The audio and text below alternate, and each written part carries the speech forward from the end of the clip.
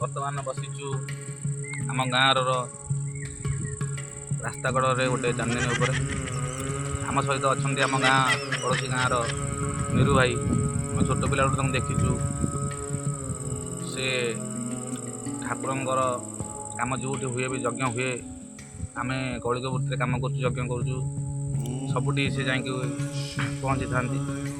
ଆଉ ଠାକୁରଙ୍କର ଭଜନ ମନ୍ତ୍ର ଏ ଦ୍ୱାରା ସେ ପୁରା ଡୁବି ଯାଆନ୍ତି, ବିଭୋର ହେଇକି ପୁରା ନାଚି ଉଠନ୍ତି। ସେଥିପାଇଁକା ଆମ ଗାଁ ଗ୍ରାମରେ ଗୋଟେ ଅମ୍ବିକା ମନ୍ଦିର ପ୍ରତିଷ୍ଠା ହେଇଥିଲା। ସେଠିକି ନିରୁ ବାବା ଆସିଥିଲେ। ସେଠାର କିଛି କାହାଣୀ ସେ କହିବେ ବର୍ତ୍ତମାନ ପାଇଁକା। ମୁଁ ତାଙ୍କୁ ପଚାରିବି। ଦିବ୍ୟ ଗୁରୁ, ଧର୍ମ ଗୁରୁ, ମେରୁ ଗୁରୁ, ସତ୍ୟ ଧର୍ମ। ତୁଠ କୂଳରେ ବସିଛୁ ଗୋଟେ ଗ୍ରାମ ଦିବେଶ୍ୱର।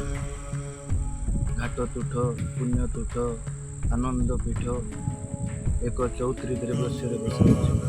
ଏଇ ନିରୁ ଭାଇ ଥିଲେ, ଆସୁଥିଲେ ଦିବ୍ୟ ଦିବସ।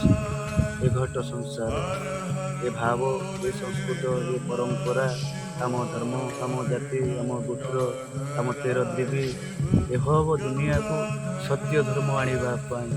ଏ ଘଟ, ଏ ସଂସାରରେ ସମଗ୍ର ଦମ ଅଛି, ଦିବ୍ୟ ଅଛି, ଭାବ ଅଛି। ହେଲେ ସଂସ୍କୃତ ପରମ୍ପରା ରହିଲେ ଘଟ କେବେ ଚାଲିଯାଏନି। ଏ ଘଟ ସଂସ୍କୃତରେ ରହିଥାଏ ସହସ୍ର ଦିବସ। ସେଥିପାଇଁ ଆସିଥିଲେ ଥରେ ପିଣ୍ଡର ତର୍ପଣ ଦେବା ପାଇଁ। ଏ ଘାଟ ତର୍ପଣ, ସେ ଘାଟ ତର୍ପଣ, ସେ ଭବ ସଂସାର, ଏ ଭବ ସଂସାରରେ ଏକ ତର୍ପଣ ନେଇ ରହିବା ପାଇଁ। ଏ ଓଡ଼ିଆ ପୁଅର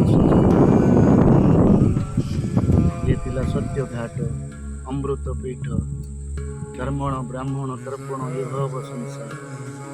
ଇଏ କହିଲା ମାହିଆ, ଇଏ କହିଲା ଗାରଦ, କିନ୍ତୁ ଭାବ ସଂସ୍କୃତିରେ ଚାଲିଛି ଇଏ ଜୀବନ ପଥ। ଇଏ କହିଲା ସହ, ଇଏ କହିଲା ଦୁଷ, କିନ୍ତୁ ପ୍ରେମ ରସରେ ଚାଲିଛି 1.2ର ଜୀବନର ଜଗତ।